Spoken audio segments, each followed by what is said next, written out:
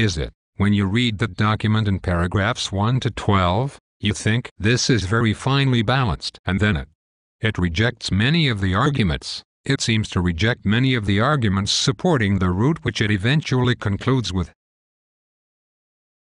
Yes, I think it just reflects that it was a difficult.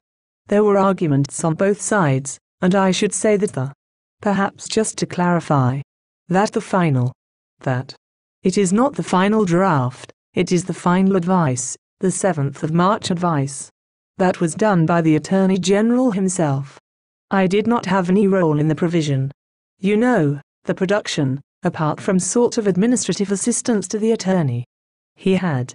His starting point was, I think, actually a draft subsequent to the 12th of February, but some draft that I had produced, you know. As I say, all these drafts were my attempt to reflect what I thought his views were at that time. But ultimately, until he signs it off, it is not his advice. So none of these drafts. They were all sort of very provisional. The 7th of March advice, he worked on himself on that day and did all the drafting himself. So that really reflects his view. So I don't know.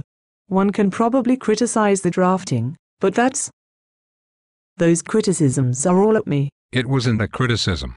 It was just trying to.